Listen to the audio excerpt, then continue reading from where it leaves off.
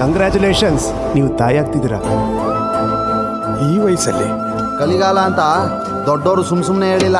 ಕಾರ್ಯಕ್ಕಿಲ್ದಿರೋ ನಾಚಿಕೆ ಶುಭ ಕಾರ್ಯಕ್ಕೆ ಅಕ್ಕಮ್ಮ.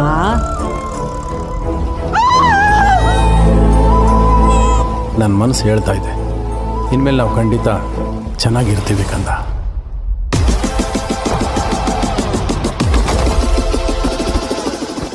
ತಲೆ ಕೆಡ್ಸ್ಕೊಂಡೆಲ್ಲ ಓದಿದ್ದೆ, ಎಕ್ಸಾಮ್ ಬರೆಯೋದು ಬಿಟ್ಟೆ ಈಗ ಪಾಸ್ ಆಗ್ತೀನೋ ಇಲ್ವೋ ಅನ್ನೋ ಒಂದು ಎಕ್ಸೈಟ್ಮೆಂಟ್ ಕಿತ್ಕೊಂಡ್ ಬಿಟ್ಟಿಯಲ್ಲ.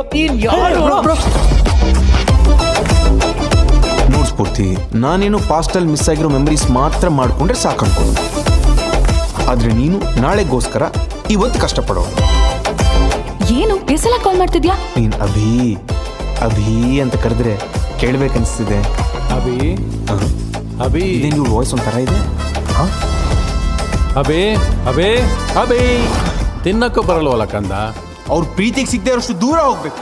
ಬಟ್ ಅದಾಗಲ್ಲ, ಯಾಕೆ ಅಂದರೆ ಮೇಡಮ್ ಹತ್ರ ಯಾವುದು ಅಷ್ಟು ಈಸಿ ಅಲ್ಲ. ಮ್ಯಾಮ್ ನೀವು ಒಂದು 10 ನಿಮಿಷ ಟೈಮ್ ಕೊಟ್ರೆ ನನ್ನ ಕತೆ ನಿಮ್ಮ ಜೊತೆ ಹೇಳ್ಕೊಡ್ತೀನಿ.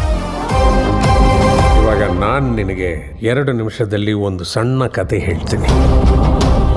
ಒಂದು ಸಣ್ಣ ಊರಲ್ಲಿ ಒಬ್ಬ ಕನಸುಗಾರನ ಕನಸು ಕನಸಾಗಿ ಉಳ್ಕೊಂಡಿರೋ ಕತೆ. ಈ ಊರು ನಿಮ್ಮ ಅಪ್ಪನ ಮನೆ ಆಸ್ತಿ ಅಲ್ಲ. Life is always fair to the unfair. ಕಷ್ಟ ಬರದೇ ಇರೋವರೆಗೂ ನಮ್ಮದೇ ಅದೃಷ್ಟ ಅಂತಾರೆ. ಅದೇ ಕಷ್ಟ ಬಂದಾಗ ನಮ್ಮ ಸಾಮರ್ಥ್ಯ ಏನು ಅಂತ ಗೊತ್ತಾಗತ್ತೆ.